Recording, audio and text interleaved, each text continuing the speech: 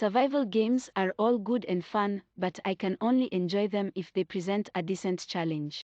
RimWorld is a brilliant colony sim, for instance, pitting players against ever-increasing odds until they escape the planet they've crash-landed on, or a raid by mech swipes them away. Mount Blade Bannerlord keeps players on their toes with random events that can throw their carefully managed kingdom into disarray.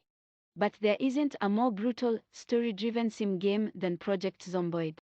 Project Zomboid launched all the way back in 2011 and has effectively been in development for a decade at this point.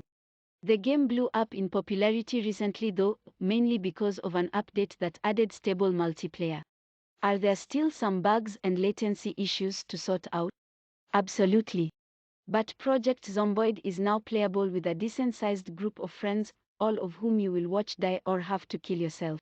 I know that last sentence sounds grim, but that's the reality of Project Zomboid.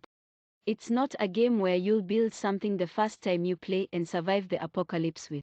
The game opens by saying there is no hope and this is how you died. Let me tell you right now, it is not joking. If you play Project Zomboid, your character is going to die. It happens eventually, but unlike other survival crafting sims, death in Project Zomboid comes at a heavy cost. All the progress made with that character, specifically in regards to learning skills, is gone as soon as they die because players then have to make a completely new character. Project Zomboid is a game where death is final and happens quite often. But everything leading up to that death is spectacular. In its moment-to-moment gameplay, Project Zomboid is a story of scrappy survival.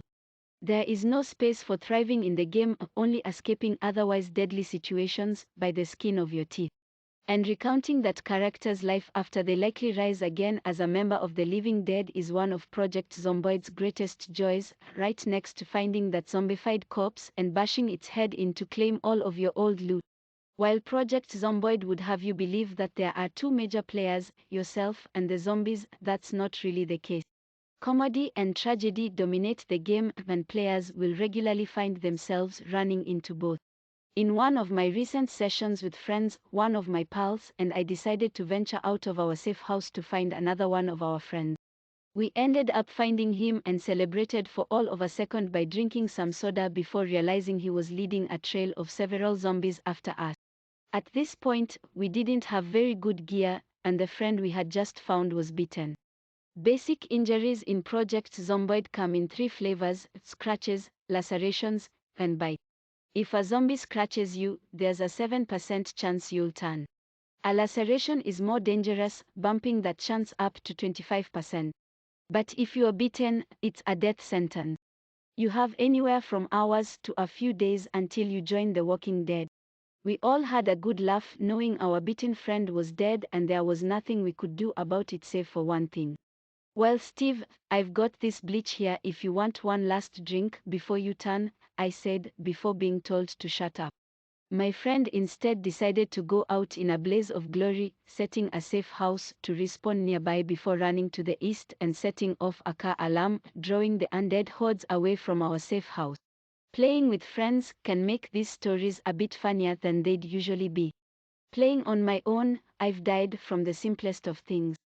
One time I climbed through a window and suffered a deep cut, which eventually led to my character simply bleeding out.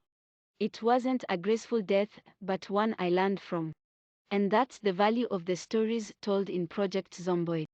Every story players experience comes with a moral.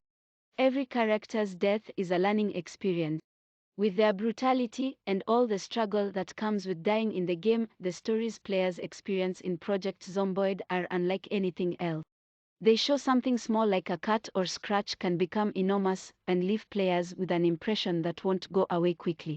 Compared to other sim games, or even other zombie titles, Project Zomboid's use of death as the end of every story is practically unheard of. Few zombie titles actually show players at a disadvantage. Back 4 Blood and Left 4 Dead survivors turn the undead into mincemeat, and Dead Rising's protagonists can beat zeds back with a myriad of wacky weapons, but for Project Zomboid, that power dynamic is integral. If players could fend off hordes of the undead, they wouldn't die, and without death, they're not getting the full gameplay experience. Project Zomboid is like those boss fights where players are supposed to lose and then immediately get back into the game.